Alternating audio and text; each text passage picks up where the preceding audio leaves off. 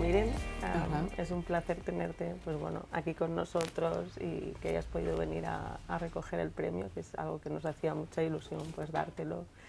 Y bueno, como ha contado. El placer es mío y Gracias. el honor también Bueno, es mío. Si te parece, vamos a empezar un poco por el principio, ¿no? Porque de hecho, pues tú explicas, ¿no?, que al final la moda pues no fue algo que llegó pues a lo mejor, ¿no?, en la infancia, de pequeña, sino que se despertó cuando estabas en Londres.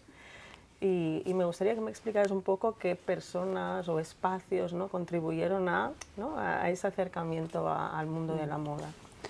Hombre, la verdad es que a mí ya me gustaba la moda. Quiero decir, una cosa es que no heredara, vamos a decir, o que no estuviera en mi entorno más cercano esa relación con la moda, pero ya me gustaba la moda. Lo que pasa es que yo también he sido víctima de esa, vamos a decir, de esa percepción, ¿no?, que todavía persiste, ¿no?, de la moda, y entonces me parecía cuando era muy joven que era pues una frivolidad que me podía permitir, ¿no? Pero es cierto que desde niña lo que sí he heredado es esa pasión por la historia y por la historia de la cotidianidad, es decir, por la historia del día a día, ¿no?, y por los objetos, la historia cultural, la historia material. Y yo recuerdo incluso mi padre siempre que viajaba mucho y siempre traía algo, porque siempre tenía que traer un regalo, y siempre me traía algo que era una joya, la reproducción de una joya del museo tal, de tal. Entonces siempre había un respeto y una apreciación de lo que es la historia de la vida cotidiana. Entonces ya partíamos con una sensibilidad, digo yo, porque si no, tampoco yo hubiera reaccionado así cuando descubrí el potencial de la moda, ¿no? Y las personas, pues en realidad fue un momento vital. Yo estaba en Londres, estaba haciendo otra cosa, estaba trabajando en relaciones internacionales y bueno, pues fue a través de gente. Primero fue, y ahí está también el papel de los museos, ¿no?, que es cuando empiezo a ver exposiciones en el V&A, en el Victorian Art Museum, sobre moda, que ya despiertan mi interés y bueno, me alertan un poco de cómo es de interesante la moda desde el punto de vista histórico en un principio. Y después pues hay gente que conozco que está haciendo, pues entonces era lo único que existía, un máster en Historia del Arte en el Cotswold, y fue así cuando llego al Cotswold y empiezo a descubrir que hay una especialidad en moda y me vuelvo loca, quiero decir, literalmente. Es decir, es un descubrimiento para mí impactante, no sé, es como una catarsis intelectual, y entonces pues pienso, esto es lo que yo quiero hacer, ¿no? Parecía como que en el mundo de la historia, aunque estaba haciendo mucho de historia de las relaciones internacionales, que me sigue apasionando, como que no había encontrado ese tema que me arrastrara, ¿no?, como historiadora. Y pues eso es lo que pasó y así fue, y dejé un camino y tomé el otro con toda la comprensión y el apoyo de mis más cercanos, pero ninguna comprensión de mi ámbito profesional, vamos a decir, que se quedó un poco sorprendido de este cambio, ¿no? Bueno, al final, ¿no?, es como cuando te atrapa, yo creo, ¿no?, Sí.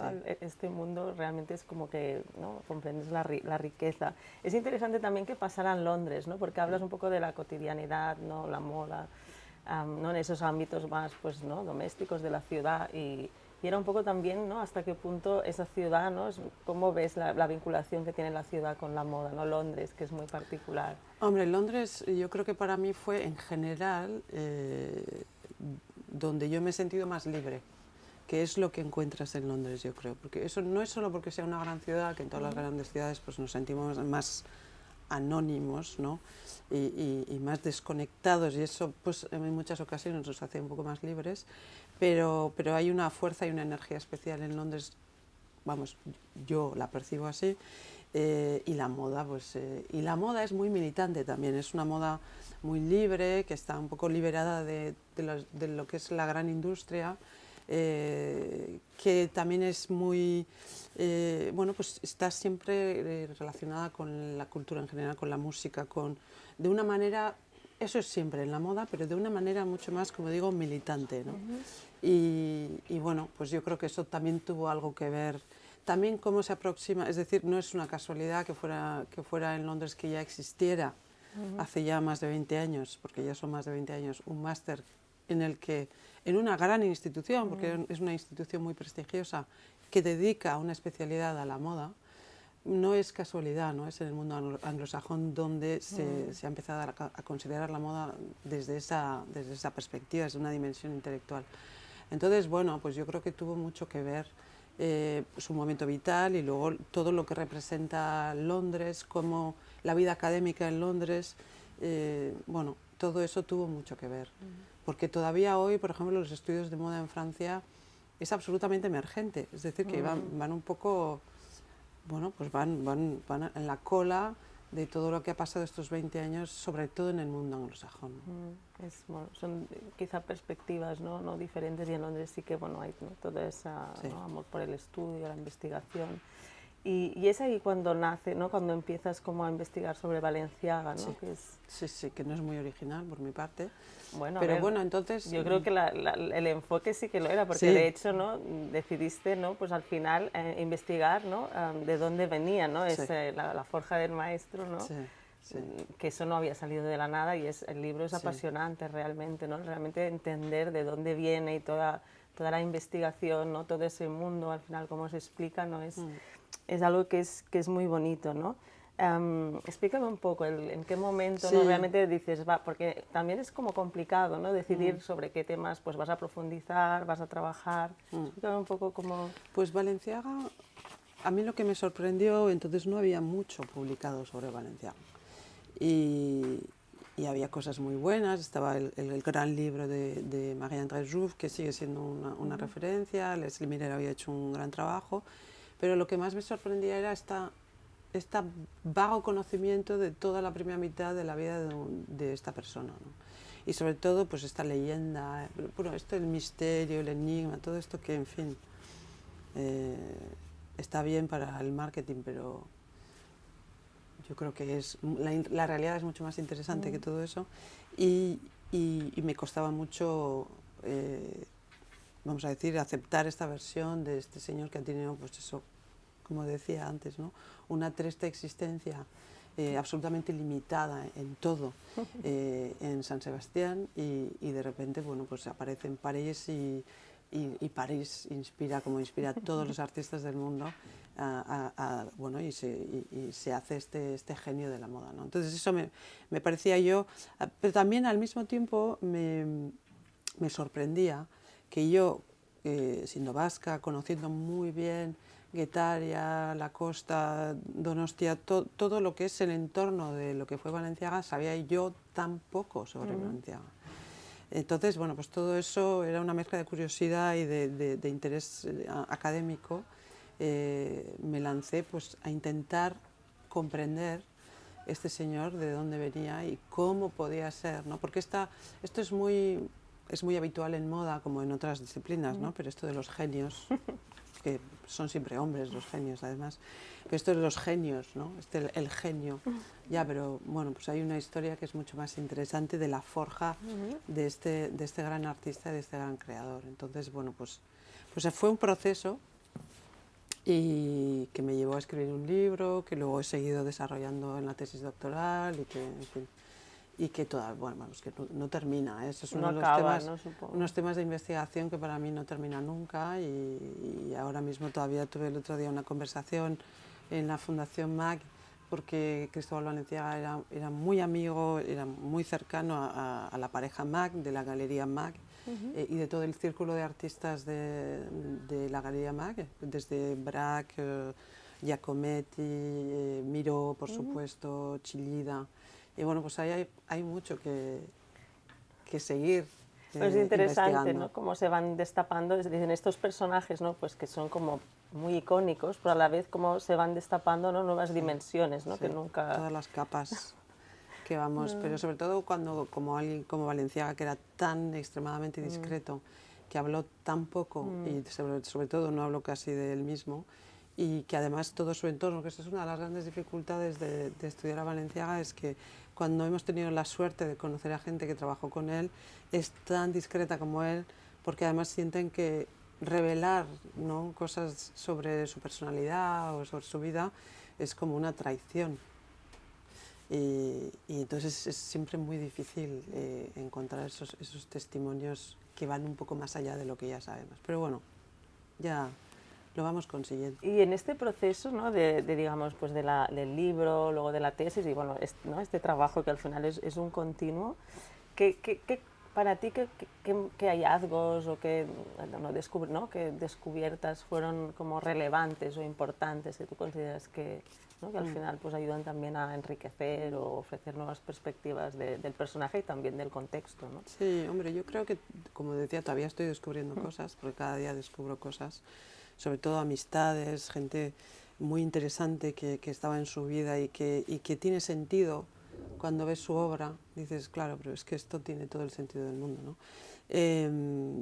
Pero bueno, a mí lo que más me impresionó al reconstruir esa primera parte de su vida fue la determinación, su capacidad de adaptación, el emprendimiento, porque en toda la primera mitad de su vida lo que Balenciaga hace es perfeccionar el oficio. Entonces, antes de lanzarse a crear, que es lo que hace en esa segunda parte, lo que hace es, seguramente ya creaba, cosa que desconocemos porque no tenemos archivos, apenas tenemos información sobre esos años, pero se dedicó a perfeccionarse su oficio a sí mismo a través de todos aquellos a los que admiraba, y luego se rodeó muy bien, tuvo muy buenos colaboradores y fue muy osado, quiero decir que asumió riesgos y fue muy emprendedor en el más amplio sentido de la palabra. Entonces era un hombre, pues bueno, lo que me sorprendió, que no me sorprendió porque era un poco la hipótesis cuando empecé a estudiar, es que este era un hombre que ya estaba hecho cuando llegó a París. Entonces es ahí donde explota, vamos a decir, ¿no? Pero todo ese trabajo, ese camino, ese aprender de los mejores, hacer evolucionar la técnica, ser un empresario, tener incluso en algún momento varias marcas funcionando a la vez, abrir en Barcelona, abrir en Madrid. Quiero decir que todo eso pues es lo que luego hace que tenga sentido que llegue a París y que efectivamente pues triunfe, ¿no? Pero yo pienso que ese relato es muy importante, ¿no? Porque a veces, ¿no?, pues en general pues es esa idea, ¿no?, que alguien llega y triunfa, ¿no?, y poder contar que todo eso es fruto pues de un esfuerzo, de fallos, de cosas que no salen bien, de intentos, pues bueno, ¿no?, lo de las marcas no que eran simultáneas o cuando investigaba a otros, ¿no?, diseñadores cómo estaba hecho. Yo pienso que ¿no?, esos relatos son necesarios un poco por, ¿no?, es lo que hablabas del relato de los genios, ¿no? Sí, sí. Yo creo que es necesario. Y además que, repito, es un hombre que llega en la cuarentena a París. No tiene 25 ni tiene 35, tiene más de 40. Entonces realmente es toda ya casi, ¿no?, una trayectoria de trabajo. De hecho, a veces es un poco... él, que conozcamos hoy, dio solo 2 entrevistas que se publicaron las 2 después del cierre de su casa, antes no había querido hablar. Y la última, que es del año 71, el titular de la entrevista es La vida de un perro, que es duro, ¿eh? La vida d'un chien. Y él dice, al final termina así, que es muy duro, la entrevista como termina diciendo, debajo de todo este lujo, de toda esta belleza, pues en fin, la vida de la moda, la costura, es la vida de un perro, que es terrible decirlo así, pero bueno, también es un Balenciaga muy cansado, triste, porque él fuera de su oficio no le encuentra sentido en la vida, ¿no? Pero bueno, da un poco muestra de alguien que trabajó desde niño en el oficio y que, claro, pues que así consiguió convertirse en lo que todavía es hoy, ¿no? Y es una pregunta que es un poco inevitable ahora con el tema de la serie que ha salido, Sí. ¿la has visto? Sí, claro, sí, porque ¿Qué te pareció? he tenido la suerte de participar Vale. de una forma muy, no voy a decir anecdótica, pero vamos, sí, desde los márgenes, como asesora, y hemos tenido muchas conversaciones con los directores, con Lourdes Iglesias, que también es creadora del guión, y hemos hablado mucho, pero claro, ha consistido en que yo pues comparta con ellos lo que yo más o menos sé o lo que yo interpreto, porque en lo que a la personalidad de Valenciaga se refiere, pues hay mucha interpretación, porque no tenemos hechos ni informaciones veraces. Entonces, pero claro, luego ellos como artistas que son también, como creadores que son también, pues hacen su propio. Yo les dije, yo os voy a compartir mi Balenciaga y vosotros os haréis el vuestro, ¿no? Y inevitablemente pues eso es lo que pasa. Y la serie en todo caso se ha hecho con mucho respeto, con mucha sensibilidad y con mucho rigor. Y eso pues ya es un logro en un mundo también, el audiovisual, la comunicación, que es cada día más exigente y más difícil. Pero bueno, pone en evidencia que a pesar de que ya son muchos años, ¿no?, desde que él murió, ¿no?, como al final ese pues mito, ¿no?, icono sigue vivo, ¿no?, el interés que sigue despertando, eso es fascinante, incluso también por el hecho, ¿no?, pues que la marca sigue viva, ¿no?, con pues actualmente pues con Demna Gvasalia, que de hecho tú también pues no eres cercana, ¿no?, a él, y de hecho apareciste en el, ¿no?, en el desfile que hizo el pasado octubre.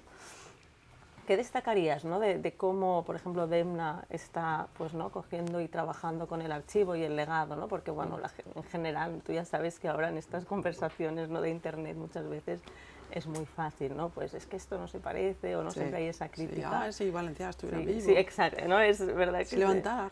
Entonces me gustaría que desde como muy conocedora, ¿no?, del legado, de la historia, que, ¿no?, ¿cómo ves tú realmente ese trabajo que realmente claramente se puede ver un diálogo con los archivos desde una mirada pues muy contemporánea? Me gustaría conocer tu opinión. Hombre, pues yo creo que la Casa Valenciaga hoy, y Demna en particular, pues parten de una realidad muy diferente a la del propio Cristóbal Valenciaga. Luego, pues es realidades diferentes, tienen respuestas diferentes y necesidades diferentes. Entonces, obviamente, pues lo que crea Demna no tiene...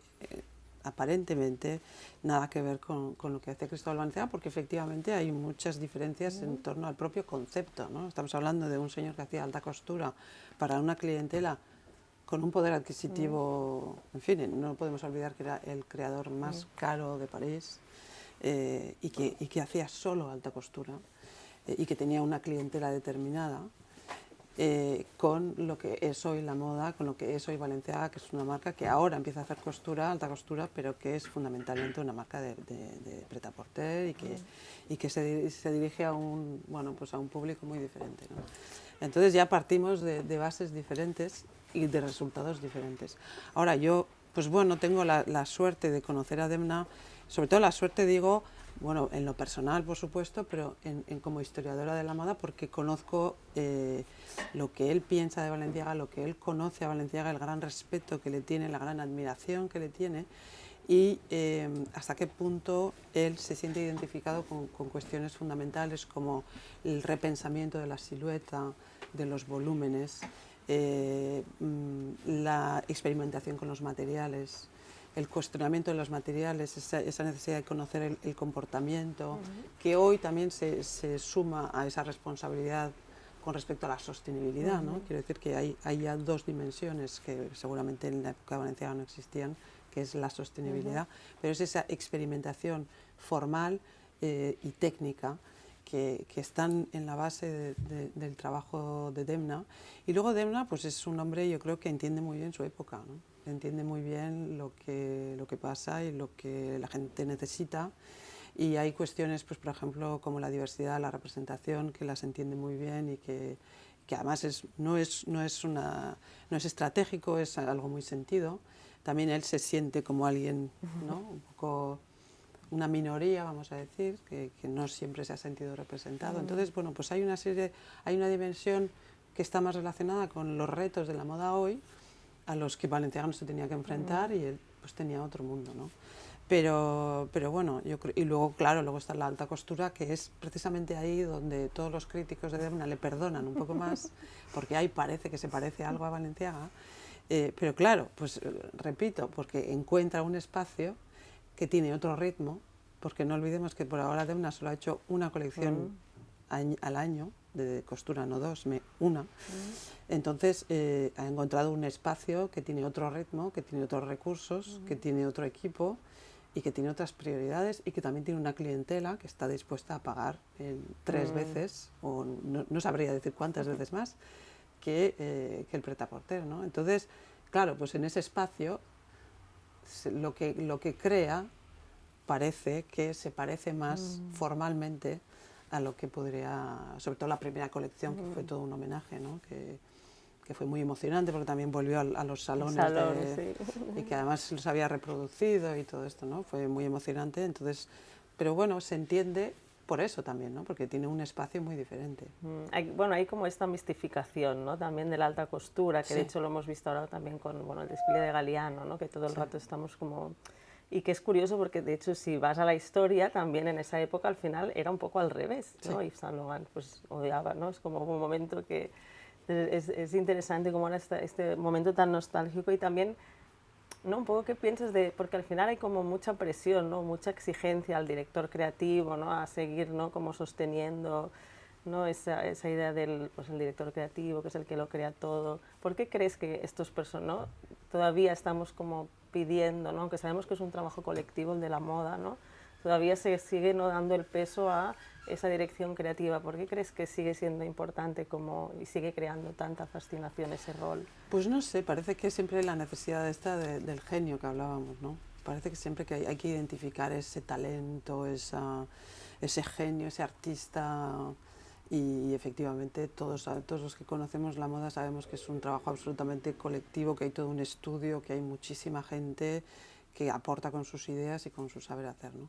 Pero bueno, ahí es un poco la moda que se parece cada vez más al entretenimiento, ¿no? Y que, bueno, pues ya, quiero decir que, por ejemplo, Chanel ya fue una creadora star, ¿no? Y ha habido otros, ¿no? En el camino. Hay gente que hace la opción, como fue Balenciaga, como hizo Margiela, de tener una vida absolutamente discreta y muy distanciada de la vida pública y de la proyección pública, y otros que encuentran en ello una fuerza. Pues porque muchas veces encarnan su propio estilo, como era el caso de Chanel o como Karl Lagerfeld, ¿no? Quiero decir que son personajes que ellos mismos han encarnado su propia marca, que se convierte en una fuerza. Pero bueno, es otro tipo de personalidad, ¿no? Entonces, pero sí, vivimos en un mundo en el que parece que la celebridad, en el más amplio sentido de la palabra, pues es necesaria. Y bueno, pues eso no siempre es positivo, no hace más que aumentar la presión que tienen sobre sí mismos. Hay una doble presión, una presión creativa, es decir, eso de qué nos va a presentar ahora, con qué nos va a sorprender ahora, dónde va a ir ahora, y luego hay una presión comercial que es tremenda, y además con este ritmo que tiene la industria hoy, pues claro, es que no hay casi margen para la reflexión, para la creación, para un poco la de serenidad, ¿no? Entonces es tremendo. Yo creo que podemos ser muy críticos, pero también creo que somos muy injustos muchas veces precisamente con los directores creativos, que en fin, que además ya esto parece ahora quitamos, ahora ponemos, y bueno, pues lo que realmente deberíamos cuestionar es el funcionamiento de la moda, de la industria, el ritmo de producción, lo que se provoca en el ritmo de consumo, en fin, todo esto no son los responsables los directores artísticos, ¿no? Ya que hablas de la actualidad, ¿cuáles crees que actualmente, hablabas de la sostenibilidad, ¿no? ¿Cuáles crees que son los grandes retos? ¿No? Porque estamos como con la mirada muy puesta quizá, ¿no? Sobre todo desde lo que es el diseño, ¿no? Las marcas. ¿Cuáles son los grandes retos que tiene la industria, ¿no? Ahora que hablas, ¿no? De todo este ritmo que parece es un poco, ¿no? Que cuesta, parecía que en la pandemia se iba a repensar y ha sido un poco lo contrario. Uy, ¿no? pensamos que íbamos a cambiar el mundo y resulta que ahora estamos igual o peor. No, yo creo que el gran reto de la moda es conectar con la sociedad. Yo creo que ya no es suficiente hacer cosas bellas. Ya no es suficiente porque la gente exige otra cosa. Entonces son el propio público al que se dirigen, sus consumidores, la gente que va a llevar esa moda a la que exige otra cosa.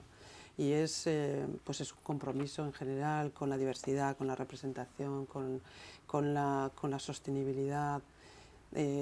Bueno, pues hay como una exigencia de algo más militante, vamos a decir. Y por supuesto que la moda siempre tiene que emocionarnos. Yo creo que es inherente, ¿no? Nos tiene que emocionar, nos tiene que hacer soñar, nos tiene que hacer querer reinventarnos, inventarnos y reinventarnos y reconstruirnos y expresarnos, y para eso nos tiene que ofrecer pues todo esto. incluso su parte más frívola, porque yo creo que esto hay que abrazarlo también, porque también necesitamos un poco de ligereza en la vida.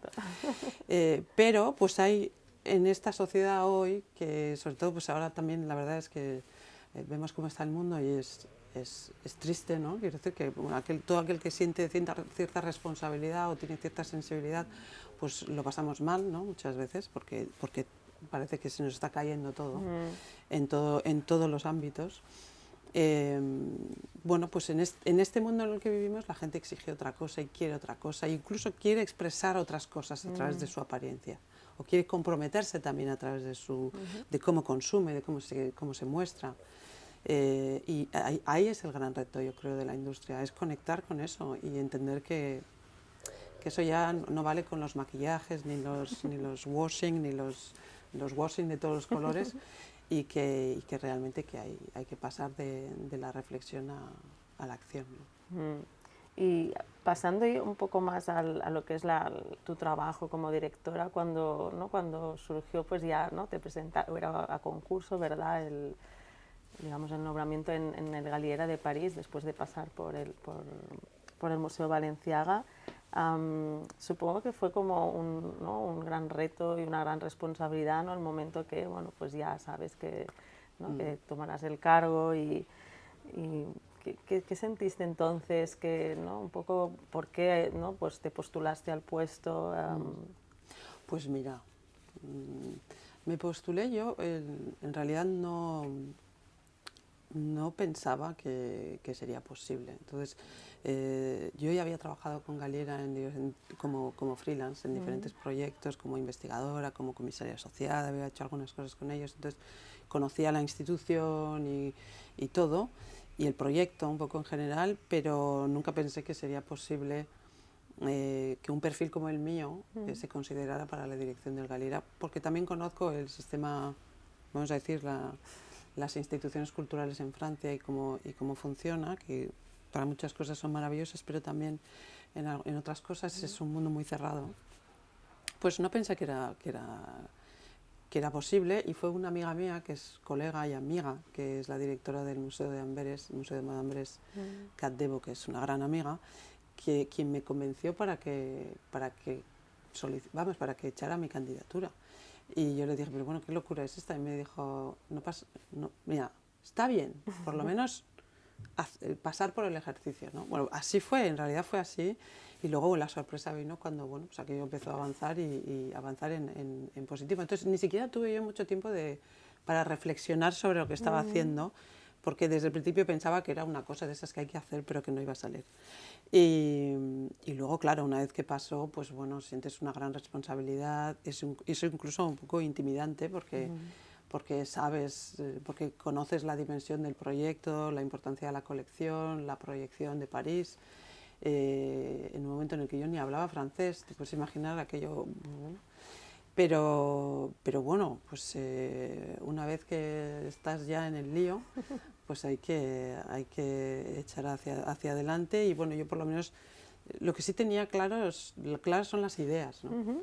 Lo que yo pienso que tiene que ser un museo de moda, lo que tenemos que ofrecer desde un museo de moda, que es, pues eso, lo que decíamos antes, no solo difundir, no solo dedicarnos a analizar o estudiar lo que más nos gusta, sino intentar provocar o promover la reflexión y nuevo pensamiento en torno a la moda, y también, pues por supuesto, seguir inspirando pensamiento, conocimiento y creación. Entonces, bueno, pues todo eso es muy grande, y empieza por abajo, que es, bueno, pues construir una programación, trabajar con el equipo, y bueno, pues hay muchísimo talento en el equipo, como pasa en la industria, también pasa en los museos, y bueno, pues lo que intentamos es, para mí uno de los objetivos fundamentales era que el museo aborde la moda en toda su complejidad, desde todas sus dimensiones, que son infinitas, y que efectivamente tenemos que seguir haciendo grandes retrospectivas, tenemos que seguir hablando de la moda como una expresión artística, creativa, pero hay otras muchas cosas de las que tenemos que hablar o de las que deberíamos hablar desde el punto de vista sociológico, político, ideológico, tecnológico, económico, es decir, que es, bueno, pues lo que es la moda en realidad, ¿no? Que es todo eso y otras muchas cosas.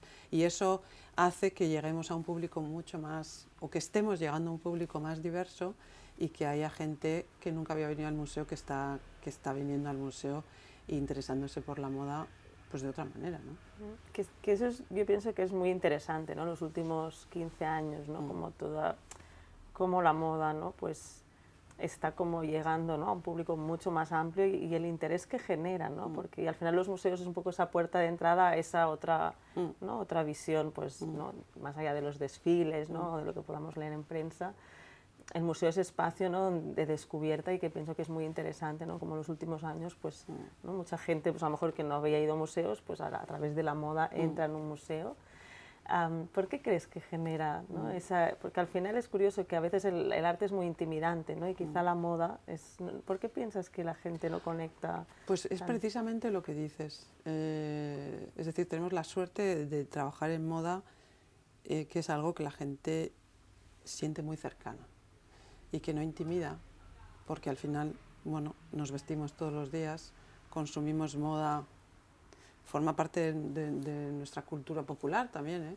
Entonces la consumimos de muchas maneras, de forma muy directa en la calle, de forma muy directa a través de las redes sociales, en la televisión. Es algo muy presente, pero además que está muy cercano a nuestro propio cuerpo, porque todos los días tomamos decisiones relacionadas con nuestra apariencia. Entonces, pues no intimida y a mí me parece muy liberador, cosa que a gente de otras disciplinas no le gusta nada esto de que la gente venga y diga, porque a mí me parece... Bueno, pues a mí me encanta pasearme por las salas y escuchar todos los comentarios, porque esto, porque tal, con mucha libertad, ¿no? Entonces, ¿puedes estar de acuerdo? No, pero para mí lo fundamental es que la gente sienta, que se sienta interpelada, vamos a decir, que sienta un interés y que bueno, tenga la capacidad más o menos crítica de opinar. Yo creo que esa es la clave del éxito de las exposiciones de moda. Pero también porque ofrecen muchas cosas, ¿no? Ofrecen una experiencia, hay exposiciones que emocionan, realmente hay exposiciones que son una verdadera experiencia, que hacen viajar, que hacen recordar, que están muy conectadas a nuestra propia memoria. Y luego esa otra dimensión de descubrir en la moda cosas que no pensabas, ¿no? Este tipo de interpretaciones que a la gente le sorprenden y le encantan, ¿no? Entonces es una combinación explosiva. No digo que todo el mundo sienta todo, pero que hay mucha gente que siente cosas diferentes y que le atrae la moda por motivos muy diferentes. Y ahora que hablabas un poco, ¿no? de la exposición, qué cosas, ¿no? Es necesario que transmita o comunique o explique, de las exposiciones en las que has participado, ya no solo en el Galguera, sino anteriormente, hablabas de Kate Devo, ¿no? Por ejemplo, pues en el MoMU, ¿no? Colaborasteis en la de Game Changers, sí. Creo que era. ¿Cuál es para ti la exposición quizá que ha sido como más importante o que le tienes como un cariño especial y por qué? Hombre, Game Changers que hicimos en el MoMU fue muy importante para mí porque fue después del Museo Balenciaga, pero Balenciaga fue para mí una oportunidad de situar a Balenciaga no desde esa perspectiva de genio, desconectado de su tiempo, sino realmente en el contexto de su propia época, como una cadena, vamos a decir, como un eslabón muy importante en una cadena de creación en el siglo XX, ¿no? Entonces era una especie de historia de la moda del siglo XX desde la perspectiva de estos creadores que han ido más allá y que han repensado el cuerpo, la silueta y Balenciaga hasta qué punto él es el eslabón que une la revolución, vamos a decir, de los años 20 y 30 y luego lo que vino después con la escuela japonesa, la escuela belga, ¿no? Entonces eso yo la disfruté especialmente porque era un poco... Bueno, recuperar una visión global y realmente darle su espacio a Balenciaga en una historia de la moda del siglo XX. Y fue muy importante porque también lo hice como independiente y bueno, pues en mi vida fue un momento muy especial. Y luego, pues la otra gran exposición que me ha marcado y que lo sigue haciendo porque seguimos con ella es la exposición de Chanel, que fue la reapertura, vamos a decir, de Galera después de las obras, la primera gran exposición, la exposición de reapertura, de hecho, que además mostramos en todos los espacios, los antiguos y los nuevos, porque habíamos creado nuevas galerías. Y luego, pues claro, sentíamos mucha responsabilidad porque Chanel no se había hecho nunca, sorprendentemente, no se había hecho nunca en París. Y bueno, pues claro, un nombre como Chanel es un poco como Balenciaga, ¿no? Te pesa en los hombros porque hay que hacerlo bien y sobre todo cuando no se ha hecho nunca, ¿no? Y sobre todo, ¿qué quieres contar de Chanel, ¿no? Porque un personaje o una creadora del que todo el mundo cree saber todo, porque efectivamente pues hay infinidad de biografías, de películas, de reportajes, de documentales. Es una persona, es una mujer que fascina y que también es muy polémica bueno, por toda su personalidad y por como, que no necesariamente por su trabajo, sino por su vida. Entonces, pues había mucho había mucho trabajo que hacer y bueno, yo creo que se podía haber hecho de muchas formas, pero yo creo que estamos bastante satisfechos con el ángulo que decidimos aplicar, ¿no? en este proyecto. Y luego pues es un proyecto que además será continuado, porque es verdad que abrimos, tampoco se me va a olvidar nunca, porque abrimos en plena pandemia. Entonces fue especialmente complicada la gestión de la exposición, porque cerramos el museo, lo volvimos a abrir, se presentaban todo tipo de problemas de conservación, de préstamos que había que renovar, que bueno, en fin, todo lo que ya vivimos todos, cada uno en su ámbito y nosotros en los museos. Y luego pues que tenemos la satisfacción de hacerla revivir cada vez, porque ya hizo una etapa en Melbourne, luego en Tokio, ahora está en Londres. Y vamos a hacer otra última etapa en China y bueno, yo creo que ya nos pararemos, pero ha sido muy emocionante. Y luego cómo se ha adaptado a cada público, con cada equipo, en cada museo, cómo hemos ido integrando nuevas piezas que no habíamos podido mostrar en París. Y bueno, cómo ha ido evolucionando el proyecto, bueno, pues ha sido, para mí también fue mi primera gran exposición en Galera y muy importante, sí. Y luego que también es otro, porque yo en mi tesis doctoral tengo a Valenciaga y tengo a Chanel. Tenías a Chanel también, es verdad. Entonces, que había pues era como mi otra gran figura a la que yo llego por Valenciaga, porque desde el conocimiento de esta amistad que les unió toda su vida, admiración mutua, a mí yo me costaba entender esa relación, pues porque aparentemente son dos personalidades opuestas y bueno, pues ya yo creo que ya he terminado por entender esa relación y he disfrutado mucho con ese, bueno, pues con esa complicidad que existía entre ambos, ¿no? Bueno, había como mucha admiración, Sí, ¿no? había una enorme admiración de Valenciaga por Chanel desde sus inicios. De hecho, se conocen muy pronto, en los años 10, en San Sebastián, y es algo que el propio Cristóbal Valenciaga cuenta, su primer encuentro con Chanel, a la que él ya admiraba profundamente, muy pronto en su carrera. Y después, lo más sorprendente, porque Chanel, más o menos todos nos hacemos una idea de cómo era, porque era dura y desde luego no regalaba nada a nadie en términos de, bueno, pues de alabar o de admirar el trabajo de los demás. Pues hay una entrevista que ella da en 1963 al Women's Wear Daily, donde dice, negro sobre blanco, Balenciaga es el único al que admiro. Para alguien como Chanel decir eso en público pues es muy significativo. Entonces, bueno, pues eso, en fin, para mí es una satisfacción que personalidades, creadores, artistas de esa talla tuvieran una relación de admiración mutua, aparte de una amistad que duró toda la vida, hasta el final, que bueno, se enfadaron, pero bueno, tenía que pasar con estas dos personalidades tan tremendas, pero en fin, no sé, a mí me da esperanza. Y hablabas de Chanel, ¿no? Que también es, a lo mejor al contrario de que Valenciaga, Chanel, bueno, se ha escrito un montón, hay ¿no? La biografía, el libro de Morano, lo divertido es ver que hay como muchas versiones, ¿no? Las versiones y que ella... Que ella misma creó. Exacto, ¿no? Del personaje ¿no? Después de todo este proceso, ¿no? Que ya lo pues empiezas, ¿no? A trabajar pues cuando estabas pues, trabajando con el libro de Balenciaga y ahora con esta gran exposición, ¿qué te quedarías como, ¿no? de toda esa historia y de todas esas cocos y, ¿no? que existen y que hay? Para ti, ¿qué es como al final, si hubieras, ¿no? como lo más relevante o lo más que pondrías en...?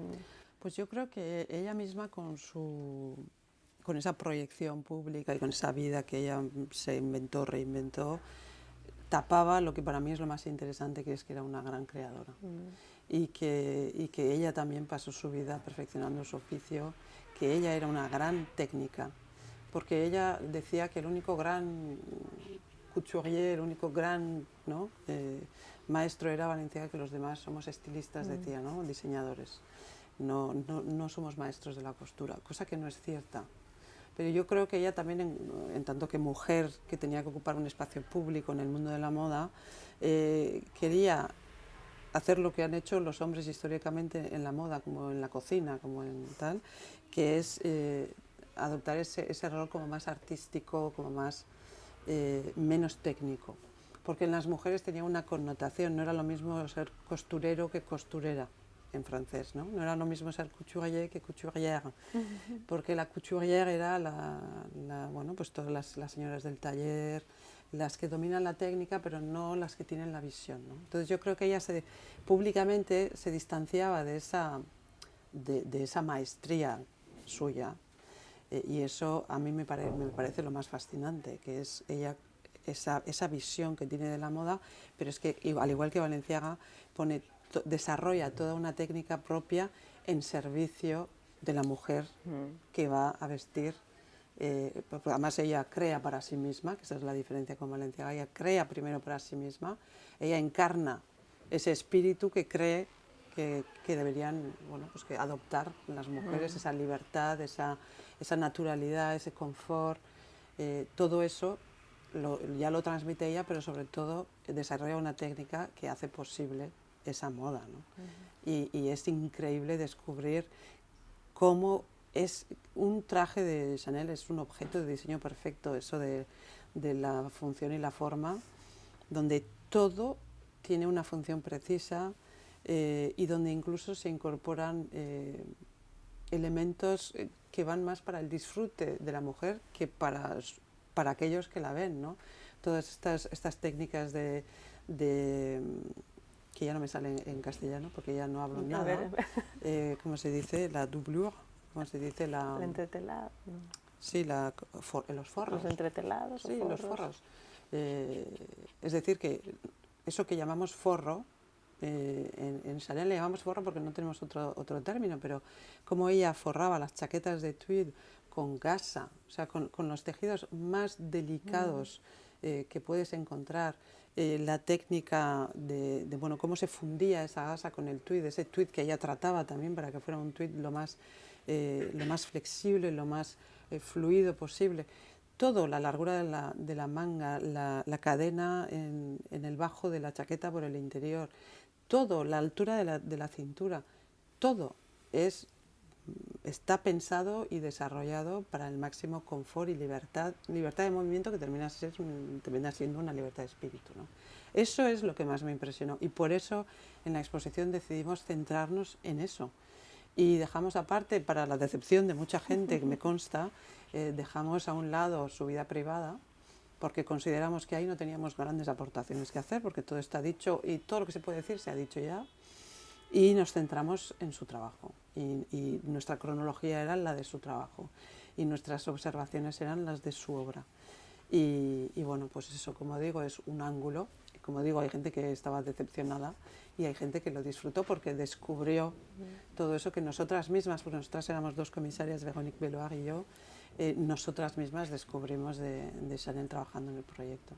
Que hablabas, ¿no? de una mujer, ¿no?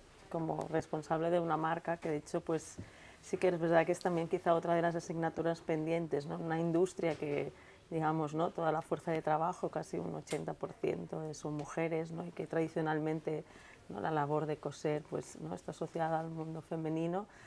llama la atención todavía, ¿no? Las pocas mujeres que están pues ya en cargos directivos o en direcciones creativas. ¿Por qué crees que todavía existe como esa asignatura pendiente? ¿Por qué cuesta tanto encontrar mujeres ¿no? en las direcciones? De hecho, se ha visto que ha habido mucha polémica, ¿no? El último año, porque ha habido nuevos nombramientos y en general Son muchos hombres. más hombres que mujeres. Pues porque tenemos mucho camino que recorrer todavía, es decir, porque nos pensamos que hemos ganado muchas batallas, pero pues obviamente todavía no, porque yo creo que seguimos reproduciendo la misma imagen del hombre genio, creativo, bueno, pues con una visión de la mujer y tal, seguimos prolongando esta idea, y la propia industria, los propios grupos, pues terminan reproduciendo la misma idea, ¿no? Entonces, por supuesto que hay mujeres y mujeres y mujeres en la industria, como ha habido siempre, porque han sido fundamentalmente mujeres las que han construido la industria de la moda, ¿no? Pero pues parece ser que cuando se trata de la cabeza visible, la prioridad siempre cae en un genio creativo que sea un hombre, ¿no? Entonces, bueno, yo creo que no deja de ser muy decepcionante. Precisamente ahora, cuando hablamos de los retos de la industria, y uno de los retos como la diversidad, la representación, tan preocupados que estamos todos por llegar, bueno, por esto, ¿no? Por diversidad en todos los aspectos, en la diversidad de cuerpos, la diversidad de culturas, de etnias, de todo, ¿no? Que todo el mundo se sienta representado en la moda.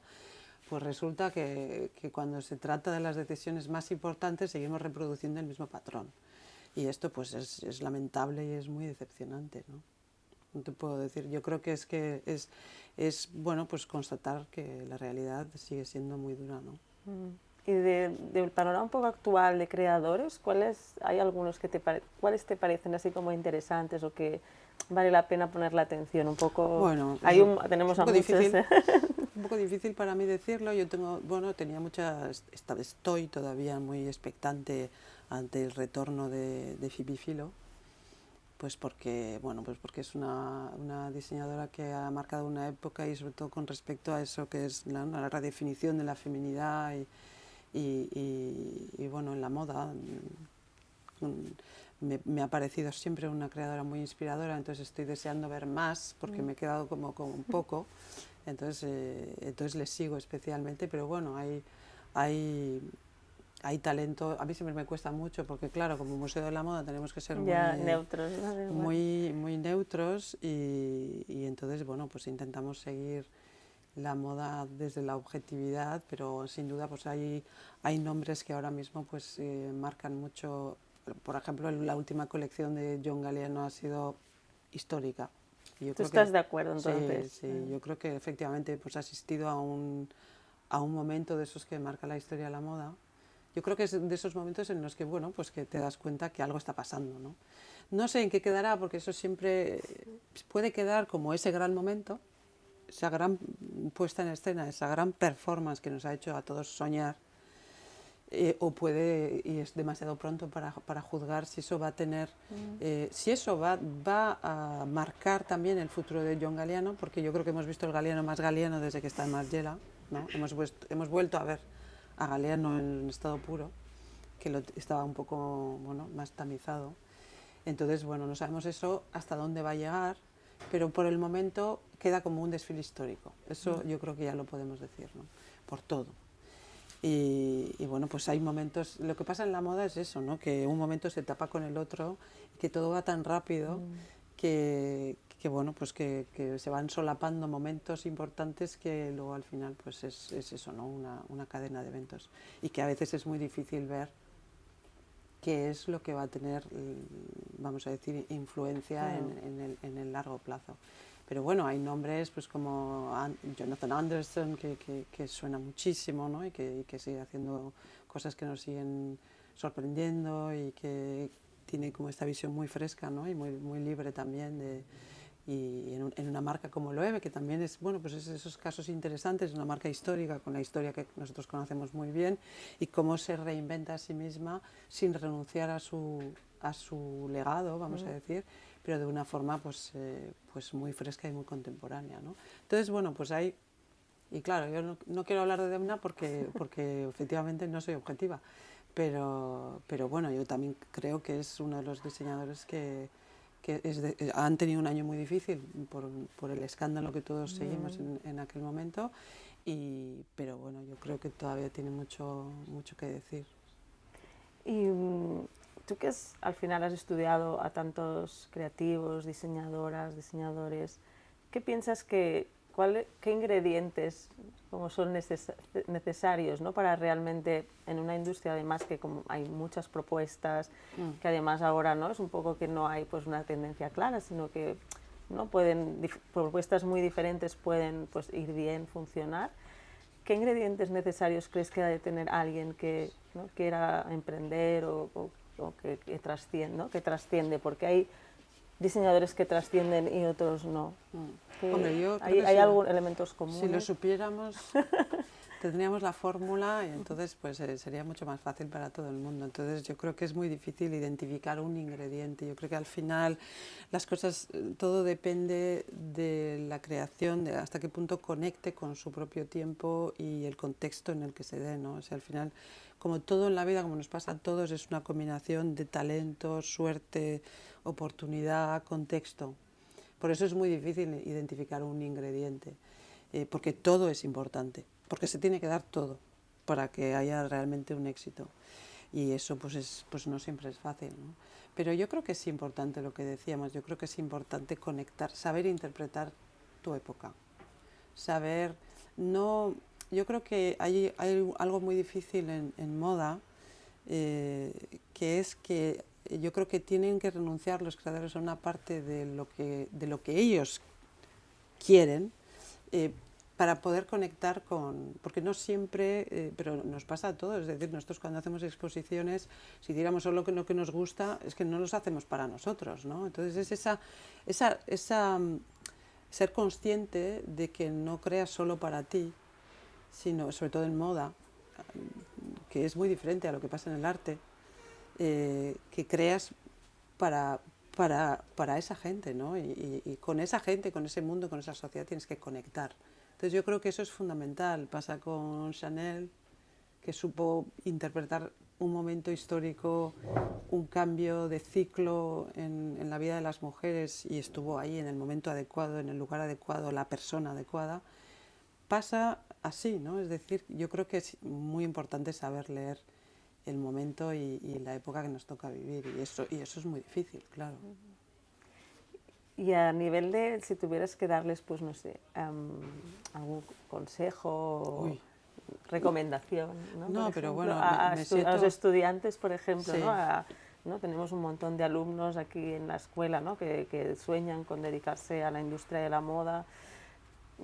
¿Qué palabras te gustaría decirles? Ya no sé si es un consejo o, bueno, ideas importantes que... Yo creo que es importante que no cuestionen su talento, porque el que lo consigue, lo que decimos, no es solo su talento lo que le hace. Entonces, talento, hay mucho talento, hay mucha gente con mucho talento y con mucho potencial, pero hace falta mucho trabajo.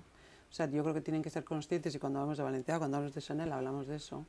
Hay que ser muy constante, muy disciplinada, trabajar mucho,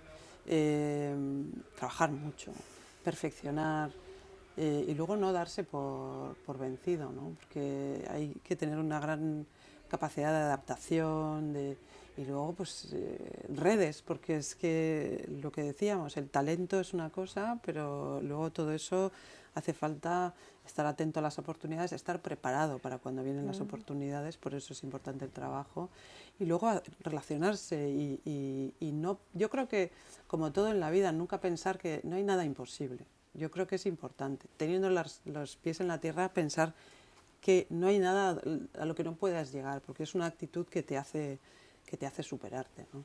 Soñar está bien, yo creo que soñar no es negativo, no es falta de madurez. Soñar es importante para llegar donde queremos llegar. Pero bueno, eso me ha quedado un poco Yo creo abuela. que es un buen... Me ha quedado un poco abuela esto. Pero yo creo que eso al final te empujan, ¿no? Claro, los pero objetivos, bueno, ¿no? es que yo me lo aplico a mi vida, ¿sabes? Es que al final te digo, yo no pensaba, No pues pensabas mira, salió, presentarte, ¿no? pues mira, me presenté y pensé que qué arrogante por mi parte pensar que puede salir. Pues sí, no, pues mira, sale y luego tiras y la vida pues te lleva a sitios donde no pensabas que ibas a estar y que te permiten disfrutar, ¿no? Exactamente. Bueno, pues miren, muchísimas gracias. Ha Menudo sido rollo un que os he súper soltado. placer. Muchas gracias a ti. Y Qué nada. bien hemos estado aquí. Sí, has visto, yo seguiría, ¿eh? Lo que pasa es que yo iba